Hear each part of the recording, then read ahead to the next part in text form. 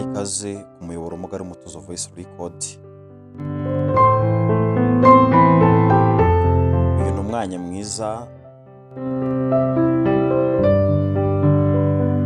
wahariwe inkuru z'urukundo. Uyu munsi tugiye kurebera hamwe inkuru mpamo z'urukundo 7 zishimangira ko urukundo nyarwo rukiriho.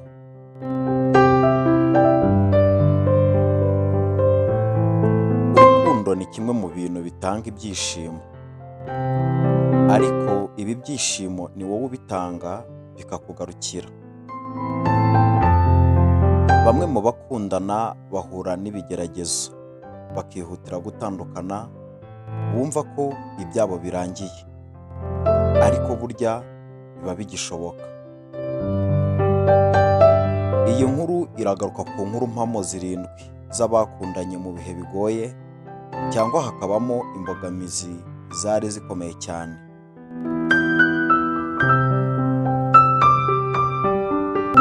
Urukundo nyakuri ntirugira gitangira. Umuhungu w'umukene wahoraga yigunze witwa Pradima Kumar Mahanandia yagiye kwiga mu ishuri ry'ubugeni ryo mu Buhinde, College of Art, riherereye mu mujyi wa New Delhi. Kubera ko uyu muhungu yari umuhanga mu gushushanya, abantu bamuganye ari benshi bamusaba ko abashushanya. Umwe muri bo ni Charlotte, warimo mu karuhuko mu Buhinde. Bidatinze barakundanye baranashyingiranwa. Charlotte yasubiye iwabo muri Suwede. Uyu mukobwa yashatse kwishurira itike y'indege uyu musore ngo bajyane muri Suwede. Umusore aranga, avuga ko itike azayishakira. Umwaka wose warangiye atabasha kwizigamira aya mafaranga.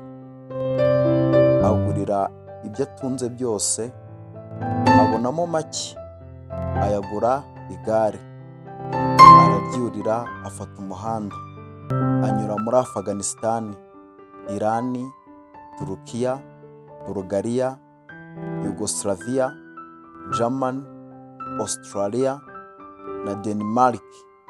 Yinjira muri Suwede akoresheje amezi 4 n'ibyumweru 5. Ubu bamaze imyaka 40 babana nk'umugore n'umugabo mu gihugu cya Suwede, bagize umugisha wo kubyara abana 2. Pradima yahindutse umunyabugeni kimenya bose, ndetse ni na ambasaderi w'umuco. Iyo abajijwe ku nzira igoye yanyuzemo ngo agere ku mukunzi we, agira ati: nakoze icyo nagombaga gukora, nta mafaranga nari mfite kandi nagombaga kumubona. Nanyonze igare kubera urukundo, ariko sinigeze nkunda kunyonga igare.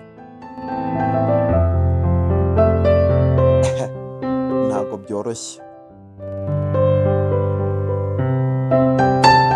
Urukundo nyakuri ntirureba imyaka. Serbia mu mwaka w'1946,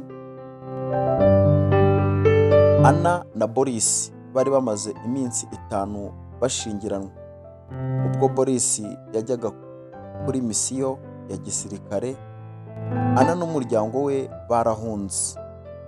Aburana n'umugore we buri umwe, amara imyaka myinshi ashaka undi. Imyaka imaze kuba myinshi, buri wese yashyingiranywe n'undi mukunzi, ariko bombi ntibibagirwa urukundo rwa mbere. Anna agize imyaka 60, umunsi umwe bombi basuye akagari k'iwabo, bahurirayo mu buryo bw'impanuka. Boris amubonye yiruka amusanga.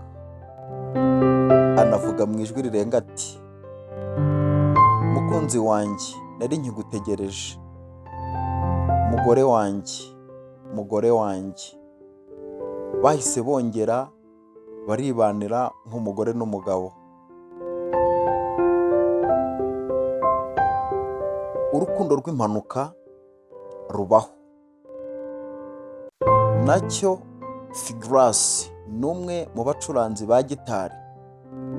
Umunsi umwe yarabutswe umukobwa witwa Delphine iwabo muri Argentina, bombi bakiri mu bugimbi n'ubwangavu.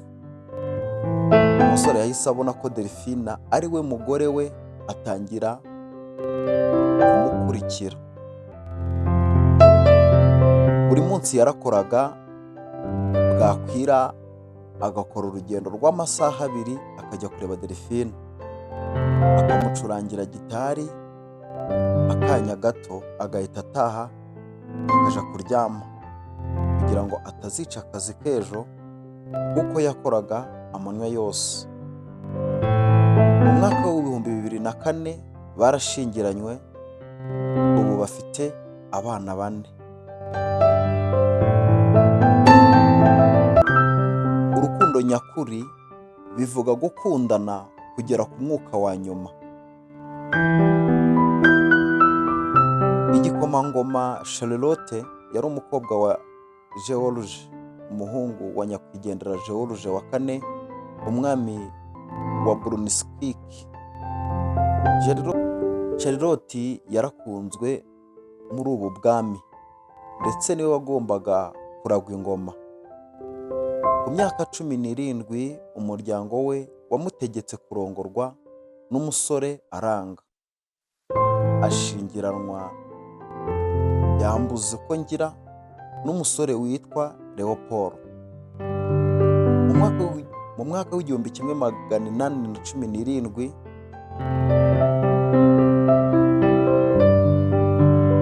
ku myaka ye 21 yasamye inda ya kabiri. Mu kuyibyara iramuzonga cyane. Yamaze iminsi 2 kubise, abyara umwana w'umuhungu. Nyuma yo kubyara yagize agahenge k'iminsi mike, ariko ku munsi wa 3 yongera kuremba ndetse ahita anapfa. Charlotte niwe wenyine wari ukunzwe mu muryango we, abandi bose bari banzwe na rubanda. Urupfu rwe rwatumye igihugu gicika umugongo.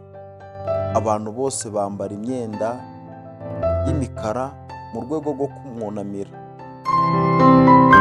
By'umwihariko Leopold yagize agahinda gakabije, ariko nyuma yaje gushaka undi mugore, ariko ntiyigera yibagirwa Charlotte.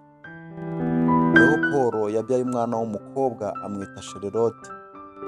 Si ibyo gusa, kuko agiye no gupfa yasabye ko imva ye bazayegeranya n'iya Charlotte, ariko Victoria wari umwamikazi w'Ubwongereza arabyanga. Mbere y'uko ashiramo umwuka yavuze amagambo 2: Charlotte, Charlotte. Kwibuka inkuru y'urukundo rwawe bituma uramba.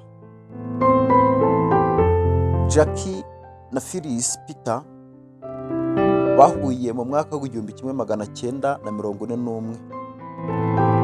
Jackie yandikaga kenshi mu ikarine ye iby'urukundo rwe, abikora ubuzima bwe bwose.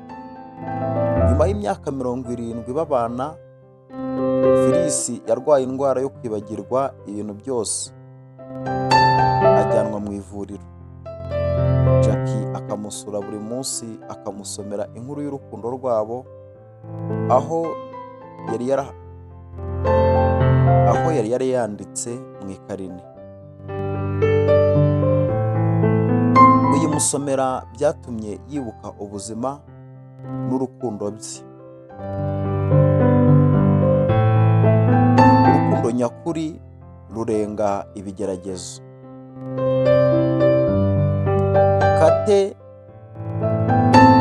Middleton yari afite imyaka 19 ubwo yahuraga n'igikomangoma William mu mwaka w'ibihumbi 2001 biga muri kaminuza ya St. Andre.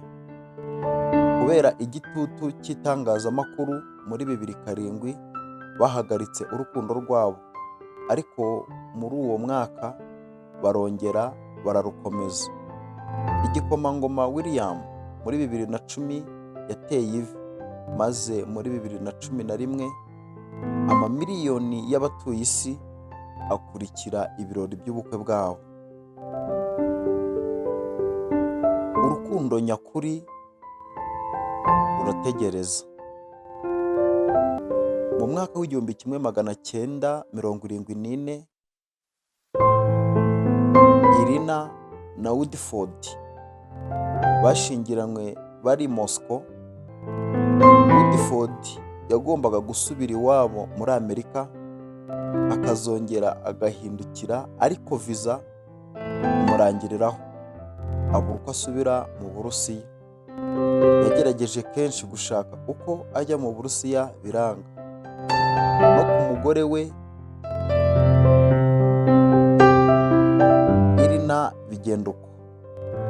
Nawe yagerageje kujya muri Amerika biranga.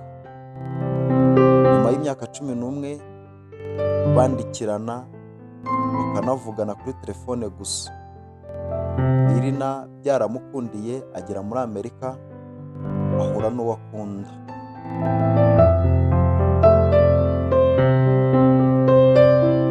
Tubashimiye ko mutahwema kubana natwe umunsi ku wundi. Twibutsa gukanda subscribe, wowe uturakanda subscribe, kandi nawe wamaze gukanda subscribe, iki ni cyo gihe cyo kugira ngo izi nkuru uzisangize n'abandi. Inkuru zacu ni akagaruka.